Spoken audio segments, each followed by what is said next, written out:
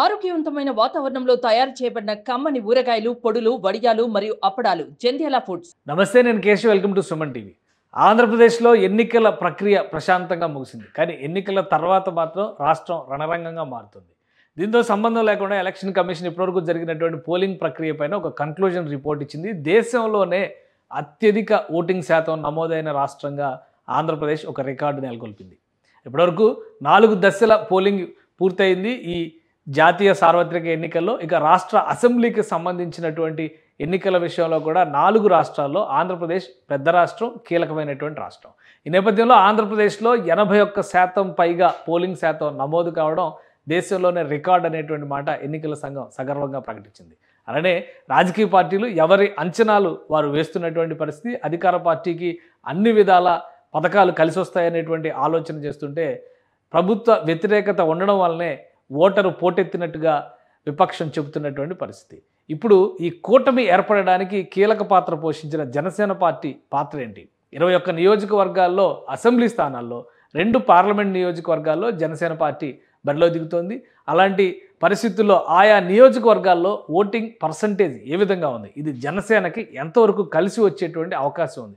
గత ఎన్నికలతో పోల్చి చూసినప్పుడు ఈ పోల్ పర్సంటేజ్ అసలు పెరిగిందా, తరిగిందా? ఈ అంశాలను విశ్లేషించేటువంటి ప్రయత్నం చేద్దాం. ఓవరాల్గా ఎన్నికల కమిషన్ రిలీజ్ చేసినటువంటి జాబితా ప్రకారం చూస్తే ఎంత ఓటింగ్ పర్సంటేజ్ నమోదైంది అనేది రాష్ట్రంలో ముఖ్యంగా 25 పార్లమెంటరీ స్థానాల పరిధికి సంబంధించినటువంటి డేటాని ఎన్నికల సంఘం ఫైనల్గా రిలీజ్ చేసింది.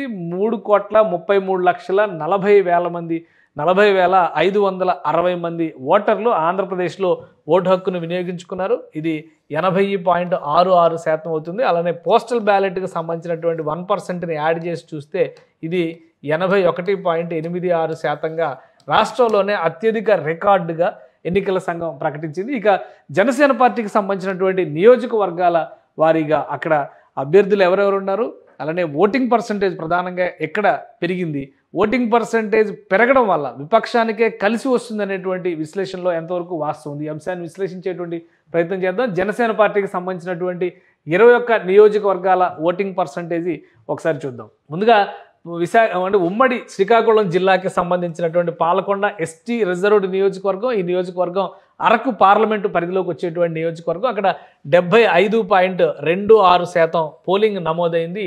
75.26% పోలింగ్ అనేది గత ఎన్నికలతో పోల్చి చూసినప్పుడు ఖచ్చితంగా ఈ పర్సంటేజ్ పెరిగినటువంటి స్పష్టత ఉంది. ఇక్కడ ఈ నియోజకవర్గంలో జనసేన పార్టీ అభ్యర్థిగా పోటీ చేస్తున్నది నిమ్మక జయకృష్ణ పోటీ చేస్తున్నారు. సో ఓవరాల్గా ఇక్కడ 195,020 ఓట్లు ఉండగా అందులో 146,781 ఓట్లు పోలైనట్టుగా ఎన్నికల సంఘం అధికారికంగా ప్రకటించింది. ఇక అక్కడ ఉన్నటువంటి పోటీ విషయంలో ఎవరు బలాలు ఏ విధంగా ఉన్నాయనేటువంటి విషయాన్ని మనం తర్వాత విశ్లేషిద్దాం. కానీ ఓవరాల్గా పర్సంటేజ్లు రావడం అనేది ఖచ్చితంగా విపక్ష కూటమికి కలిసి వస్తుందనేటువంటి వాదన వినిపిస్తున్నటువంటి నేపథ్యంలో 21 నియోజకవర్గాల్లోనూ పర్సంటేజ్ పెరగడం అనేది ఆసక్తికరంగా మారింది. 1-2 నియోజకవర్గాల మినహా మిగతా అన్ని చోట్ల కూడా కనీసం 2 నుంచి 4-5% వరకు ఓటింగ్ పర్సంటేజ్ పెరిగినటువంటి పరిస్థితి ఉంది. ఇక నెల్లిమర్ల నియోజకవర్గం విజయనగరం పార్లమెంటరీ స్థానం పరిధిలోకి వస్తుంది. ఇక్కడ 88.25% ఓటింగ్ జరిగింది. 88.25% అంటే ఆల్మోస్ట్ 90%కి దగ్గరగా ఉన్నటువంటి పర్సంటేజ్. ఇక్కడ నుంచి లోకం నాగమాధవి జనసేన పార్టీ అభ్యర్థిగా బరిలో ఉన్నటువంటి పరిస్థితి. ఇక మొత్తం ఓట్లు చూస్తే 2,13,551 ఓట్లు ఉన్నాయి. 1,88,456 ఓట్లు పోలైనాయి విజయనగరం లోక్సభ స్థానం పరిధిలోకి వచ్చేటువంటి నెల్లిమర్ల నియోజకవర్గంలో. ఇక విశాఖ సౌత్, ఇక్కడ విశాఖ పార్లమెంటరీ స్థానం పరిధిలోకి వచ్చేటువంటి నియోజకవర్గం ఇది. ఇక్కడి నుంచి చూస్తే కనుక 63.24% మాత్రమే నమోదైంది. అత్యల్ప పోలింగ్ శాతంగా దీన్ని రాష్ట్ర ఎన్నికల సంఘం కూడా ప్రకటించింది. అంటే ఈ నియోజకవర్గంలో వంశీకృష్ణ యాదవ్ జనసేన పార్టీ అభ్యర్థిగా బరిలోకి దిగుతున్నారు. 2,16,770 ఓట్లు ఉన్నటువంటి నియోజకవర్గంలో 1,37,744 ఓట్లు మాత్రమే పోలైనాయి.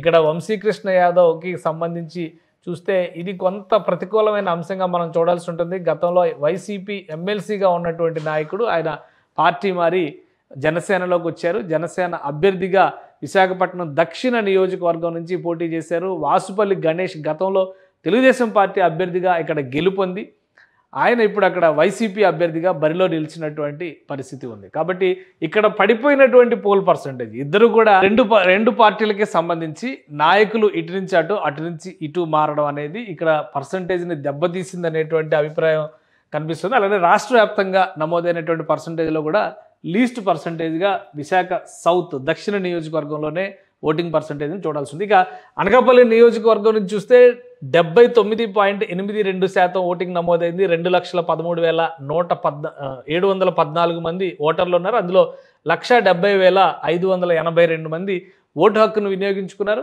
ఇది జనసేన పార్టీ అనౌన్స్ చేసినటువంటి మొదటి జాబితా అభ్యర్థుల లిస్టులో కొనతాల రామకృష్ణ ఇక్కడ నుంచి జనసేన పార్టీ అభ్యర్థిగా బరిలో నిలిచారు. ముందుగా అనకాపల్లి పార్లమెంటు స్థానంలో కూడా జనసేన పార్టీ అభ్యర్థి ఉండే అవకాశం ఉందన్నారు. కానీ ఆ అవకాశాన్ని పక్కన పెట్టి జనసేన పార్టీ బీజేపీకి ఆ సీట్ని కేటాయించింది. ఇక వైసీపీ నుంచి మలసల భరత్ కుమార్ అక్కడ బరిలోకి దిగారు. అయితే వాస్తవానికి ఇది మంత్రి అమర్నాథ్ సిట్టింగ్ స్థానం, కానీ ఈసారి ఆయన అక్కడి నుంచి పోటీ చేయడం లేదు.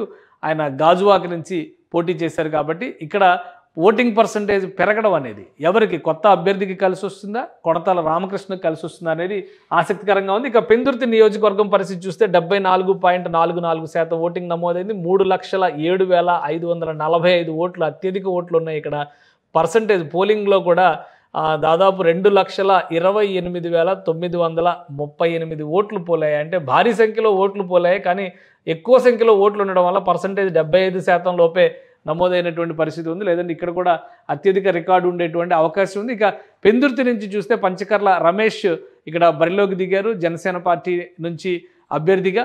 అలానే అక్కడ సిట్టింగ్ ఎమ్మెల్యే దాదాపు ఈ నియోజకవర్గాలన్నింటిలో ఒక్క అనకాపల్లి నియోజకవర్గం మిగతా అన్ని నియోజకవర్గాల్లో కూడా సిట్టింగ్ ఎమ్మెల్యేలే బరిలో ఉన్నారు.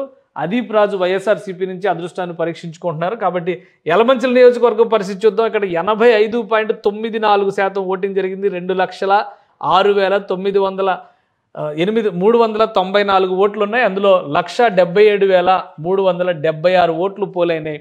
ఇక్కడ నుంచి బరిలో యలమంచిల నియోజకవర్గం నుంచి బరిలో నిలిచింది జనసేన పార్టీ అభ్యర్థిగా సుందరపు విజయ్ కుమార్ బరిలో ఉన్నారు.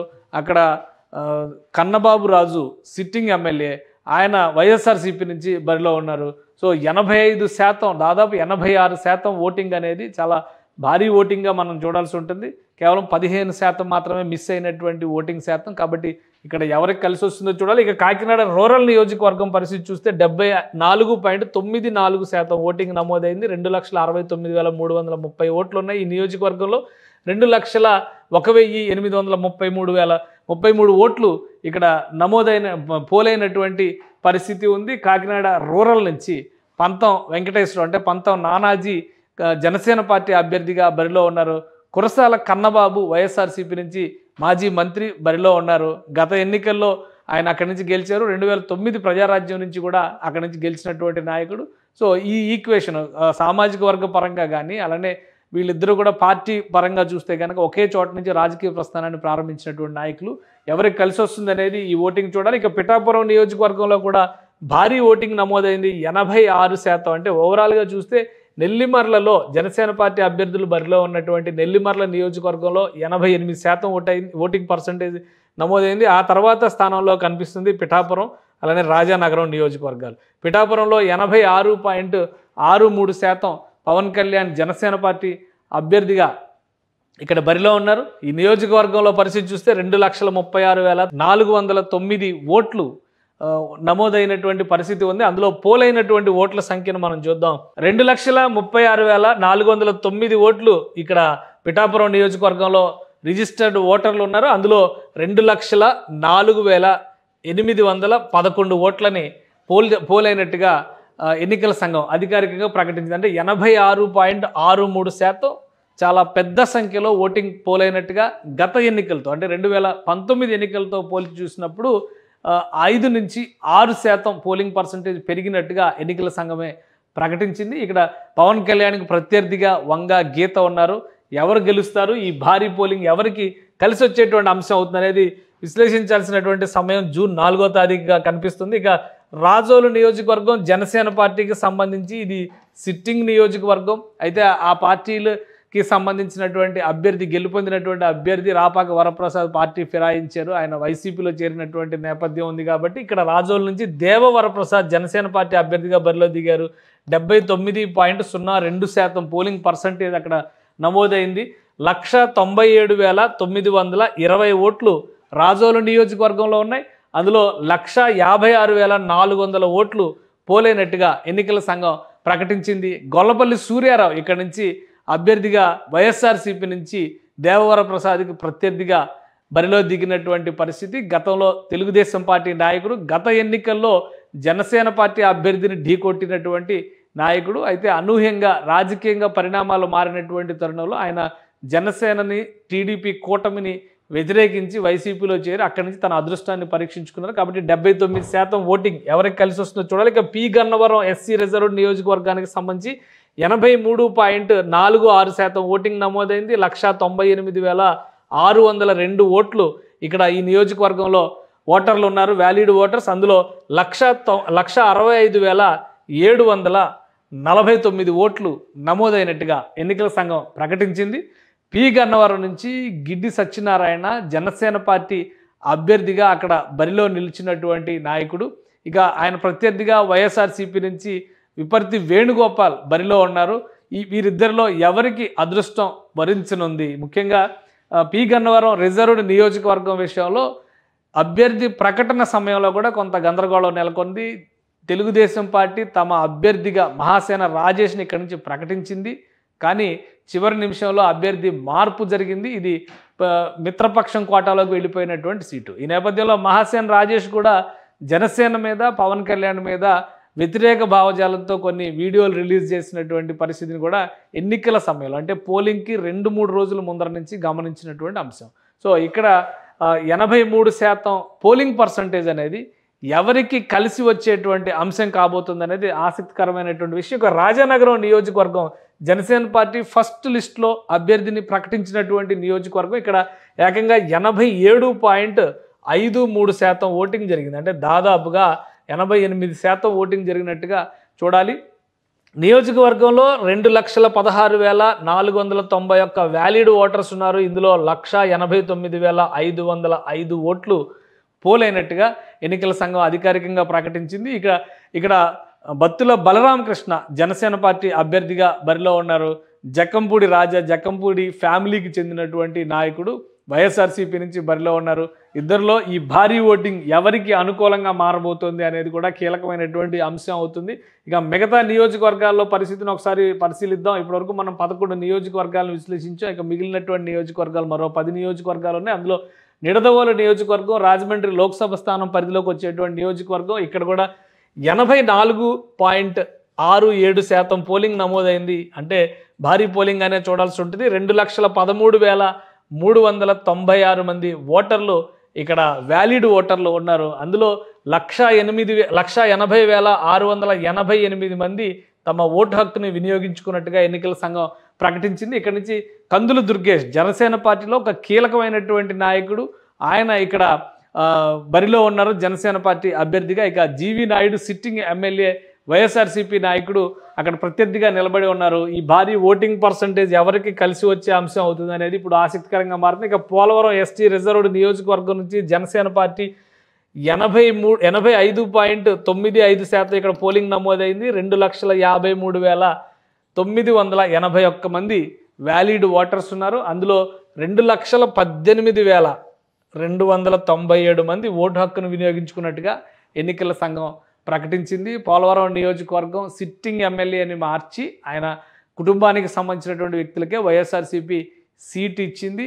తెల్లం రాజ్యలక్ష్మి అక్కడ వైఎస్ఆర్సీపీ అభ్యర్థిగా బరిలో ఉన్నారు. అలానే జనసేన పార్టీ నుంచి చిర్రి బాలరాజు బరిలో నిలిచినటువంటి నాయకుడు. ఇద్దరిలో ఎవరిని విజయం వరిస్తుంది అనేది ఆసక్తికరంగా మారింది. పైగా రిజర్వ్డ్ నియోజకవర్గం, పోలవరం ప్రాజెక్టు కట్టలేదు అనేటువంటి అపవాదు నేపథ్యంలో ఎవరికి కలిసి వచ్చేటువంటి అవకాశాలు ఉన్నాయి, ఎవరికి ప్రతికూల పరిస్థితులు ఉన్నాయి అనేది ఈ భారీ ఓటింగ్ డిసైడ్ చేస్తే. ఇక నరసాపురం నియోజకవర్గానికి సంబంధించి 84.38% ఓటింగ్ నమోదైంది. 1,70,448 మంది వ్యాలిడ్ ఓటర్లు ఉన్నారు. ఇందులో 1,43,825 మంది ఓటు హక్కు వినియోగించుకున్నారు. నరసాపురం నియోజకవర్గం ఉమ్మడి పశ్చిమ గోదావరి జిల్లాలో చాలా కీలకమైనటువంటి నియోజకవర్గం. బొమ్మిడి నాయకర్ జనసేన పార్టీ అభ్యర్థిగా ఇక్కడ బరిలో ఉన్నారు. ముదునూరు ప్రసాదరాజు సిట్టింగ్ ఎమ్మెల్యే వైఎస్ఆర్సీపీ నుంచి ప్రత్యర్థిగా నిలబడ్డారు. 84% ఓటింగ్ అనేది చాలా కీలకమైనటువంటి ఓటింగ్. అలానే నరసాపురం నియోజకవర్గంలో కాపు మత్స్యకార ఓటు బ్యాంక్ డిసైడ్ చేస్తుంది ఎవరు గెలుపు అనేటువంటి అంశాన్ని అనేటువంటి అభిప్రాయం ఉంది. కాబట్టి ఈ భారీ ఓటింగ్ ఎవరికి అనుకూలంగా ఉందనేది చూడాలి. ఇక భీమవరం మరొక కీలకమైన నియోజకవర్గం, ఉమ్మడి పశ్చిమ గోదావరి జిల్లాకు సంబంధించినటువంటి నియోజకవర్గం. ప్రస్తుతం నరసాపురం పార్లమెంటరీ స్థానం పరిధిలోకి వచ్చేది. 79.35% ఓటింగ్ నమోదైంది. ఇందులో 2,53,116 మంది వ్యాలిడ్ ఓటర్లు ఉన్నారు. అందులో 2,857 మంది ఓటు హక్కును వినియోగించుకున్నారు. భీమవరం నియోజకవర్గం నుంచి చూస్తే కనుక కొన్ని కీలకమైనటువంటి అంశాలు. గత ఎన్నికల్లో పవన్ కళ్యాణ్ అక్కడ బరిలో దిగారు, అయితే ఓటమి పాలైనటువంటి పరిస్థితి ఉంది. ఈసారి మాత్రం అక్కడ సిట్టింగ్ ఎమ్మెల్యేగా ఉన్నటువంటి గ్రంథి శ్రీనివాస్ మరొకసారి తన అదృష్టాన్ని పరీక్షించుకున్నారు. ఇక జనసేన పార్టీ అభ్యర్థిగా పులపర్తి రామాంజనేయులు పవన్ కళ్యాణ్ స్థానంలో అక్కడ బరిలో దిగారు. కాబట్టి ఆయన గతంలో తెలుగుదేశం పార్టీ అభ్యర్థిగా 2 సార్లు ఎమ్మెల్యేగా కూడా రిప్రజెంట్ చేసినటువంటి నాయకుడు కాబట్టి ఎవరిని గెలుపు వరిస్తుంది అనేది ఇప్పుడు ఆసక్తికరంగా ఉన్నటువంటి అంశం. కానీ పర్సంటేజ్ విషయంలో మాత్రం గత ఎన్నికల కంటే ఎక్కువ పర్సంటేజ్ వచ్చింది, కానీ 80% దాటలేదు అనేది కొంత అసంతృప్తి ఉంది. ఎందుకంటే ఇక్కడ టీడీపీ జనసేన శ్రేణులు మమేకమయ్యి ఓటింగ్ భారీగా జరుగుతుందని అందరూ ఆశించారు, కానీ 80% దాటలేదనేది ఒకటి మాత్రమే ఒక అభిప్రాయం ఉంది. ఇక తాడేపల్లిగూడెం, ఇది కూడా నరసాపురం పార్లమెంటరీ స్థానం పరిధిలోకి వచ్చేటువంటి నియోజకవర్గం. 81.86% ఇక్కడ పోలింగ్ నమోదైంది. 2,14,985 మంది వ్యాలిడ్ ఓటర్లు ఉంటే 1,75,990 మంది ఓటు హక్కును వినియోగించుకున్నారు. జనసేన పార్టీ అభ్యర్థిగా తాడేపల్లిగూడెం నుంచి బొలిశెట్టి శ్రీనివాస్ బరిలో ఉన్నారు. మంత్రి కొట్టు సత్యనారాయణ ఇక్కడ నుంచి వైఎస్ఆర్సీపీ నుంచి రిప్రజెంట్ చేస్తున్నారు. ఇది చాలా కీలకమైనటువంటి సామాజిక వర్గ పరంగా కూడా ఇద్దరి మధ్య ఒక టఫ్ ఫైట్ ఉంటుందని భావిస్తున్నారు. పోలింగ్ పర్సంటేజ్ 80% దాటిన నేపథ్యంలో ఎవరికి కలిసి వస్తుందో చూడాలి. ఇక ఉంగుటూరు నియోజకవర్గానికి సంబంధించి 87.75% పోలింగ్ శాతం నమోదైంది. ఇందులో భారీగా నమోదైనటువంటి నియోజకవర్గాల్లో, పోలింగ్ నమోదైనటువంటి నియోజకవర్గాల్లో ఉంగుటూరు కూడా ఒకటి. 2,06,437 మంది వ్యాలిడ్ ఓటర్లు ఉంటే 1,81,152 మంది ఓటు హక్కు వినియోగించుకున్నారు. ఇక ఈ నియోజకవర్గం నుంచి పశ్చిమాట్ల ధర్మరాజు ఇక్కడ జనసేన పార్టీ అభ్యర్థిగా బరిలో నిలిచినటువంటి పరిస్థితి ఉంది. ఉంగుటూరు నియోజకవర్గం నుంచి వైఎస్ఆర్సీపీ నుంచి సిట్టింగ్ ఎమ్మెల్యే మరొకసారి బరిలో దిగారు పుప్పాల శ్రీనివాసరావు. ఆయనకి ఎంతవరకు ప్రజా మద్దతు లభిస్తుంది? 87% ఓటింగ్ అనేది ఒక కీలకమైనటువంటి ఓటింగ్ శాతం కాబట్టి ఇద్దరిలో ఎవరికి అవకాశం కలిసి వస్తుందో, అదృష్టం కలిసి వస్తుందో చూడాలి. ఇక్కడ వరకు ఉమ్మడి గోదావరి జిల్లాలకు సంబంధించిన నియోజకవర్గాలు పూర్తయిపోతే ఇక అవినిగడ్డ నియోజకవర్గం, ఉమ్మడి కృష్ణా జిల్లాలో నియోజకవర్గం 86.18% ఓటింగ్ నమోదైంది. ఇక్కడ 2,12,331 మంది ఓటర్లు ఉన్నారు. 1,82,991 మంది ఓటు హక్కు వినియోగించుకున్నారు. ఇక్కడ నుంచి మండలి బుద్ధప్రసాద్ గతంలో తెలుగుదేశం పార్టీ నాయకుడిగా, అలానే డిప్యూటీ స్పీకర్గా రిప్రజెంట్ చేసినటువంటి సీనియర్ నేత.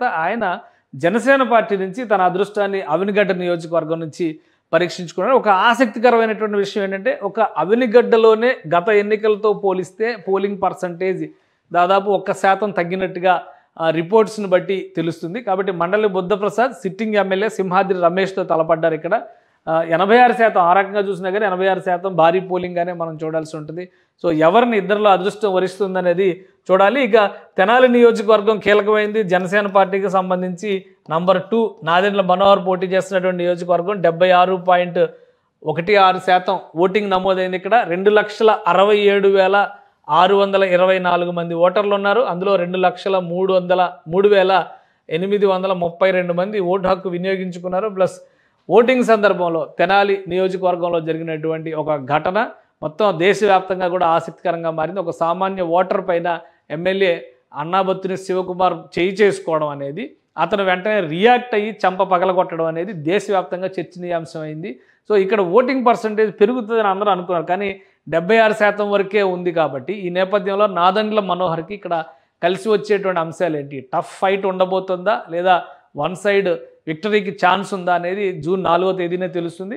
బట్ ఓటింగ్ పర్సంటేజ్ కన్సిడరబుల్గా 75% కంటే ఎక్కువ వచ్చిన ప్రతి చోట కూడా మంచి ఓటింగ్ జరిగినట్టుగానే మనం చూడాల్సి ఉంటుంది. కానీ జనసేన పోటీ చేసినటువంటి నియోజకవర్గాల్లో ఎక్కువ శాతం 80% ఓటింగ్ వచ్చినటువంటి నియోజకవర్గాలు 8-9 నియోజకవర్గాలు ఉండడం అనేది ఆసక్తికరంగా ఉంది. సో రైల్వే కోడూరు పరిస్థితి చూద్దాం. రైల్వే కోడూరు ఎస్సీ రిజర్వ్ నియోజకవర్గం, రాజంపేట పార్లమెంటరీ స్థానం పరిధిలోకి వచ్చేటువంటి నియోజకవర్గం 74.51% ఓటింగ్ నమోదైంది. 2,04,466 మంది ఓటర్లు ఉన్నారు. అందులో 1,52,352 మంది ఓటు హక్కు వినియోగించుకున్నారు. ఇది రాజంపేట పరిస్థితి. చివరి నిమిషంలో అభ్యర్థిని జనసేన పార్టీ మార్చింది. అరవ శ్రీధర్కి టికెట్ కేటాయించింది. అలానే సిట్టింగ్ ఎమ్మెల్యేగా ఉన్నటువంటి కొర్మొట్ల శ్రీనివాస్ చాలా సీనియర్ నాయకుడు, టఫ్ ఫైట్ ఇచ్చేటువంటి అవకాశం ఉంటుంది అనేటువంటి భావంతో వైసీపీ శ్రేణులు ఉన్నాయి. కాబట్టి ఇక్కడ ఏం జరిగింది, చివరి నిమిషంలో అభ్యర్థి మార్పు అనేది అరవ శ్రీధర్ ఎంత ప్రభావం చూపించగలిగారు, ఎంతవరకు ఓటింగ్ను రాబట్టుకోగలిగారు అనేది జూన్ 4వ తేదీని తెలుస్తుంది. ఇక చివరి నియోజకవర్గం తిరుపతి నియోజకవర్గం. తిరుపతి నియోజకవర్గంలో ఆశించినంత ఓటింగ్ నమోదు కాలేదు. అలానే ఇక్కడ పరిస్థితి చూద్దాం. 63.32% ఓటింగ్ నమోదైంది. 3,02,503 మంది ఓటర్లు ఉన్నారు. కానీ ఓటు హక్కు వినియోగించుకున్నది మాత్రం 191,557 మంది మాత్రమే. అతి తక్కువ ఓటింగ్ నమోదైనటువంటి నియోజకవర్గాల్లో తిరుపతి నియోజకవర్గం కూడా ఒకటి. తిరుపతి నియోజకవర్గం నుంచి RN Srinivasulu already MLA, YCP ఎమ్మెల్యేగా ఉన్నటువంటి ఆయన నియోజకవర్గం మారి ఇక్కడ నుంచి తిరుపతి నుంచి బరిలో దిగారు. ఇక బొమ్మన కరుణాకర్ రెడ్డి ఆయన కుమారుణ్ణి బొమ్మన అభినయ్ రెడ్డిని బరిలో నిలిపారు. మరి ఏం ప్రభావం పనిచేసిందో తిరుపతిలో మాత్రం ఓటింగ్ పర్సంటేజ్ చాలా తక్కువగా నమోదైనట్టుగా మనం చూడాలి. తిరుపతి, ఆ తర్వాత విశాఖ దక్షిణ నియోజకవర్గం 63%, 63.24%. అలానే ఇక్కడ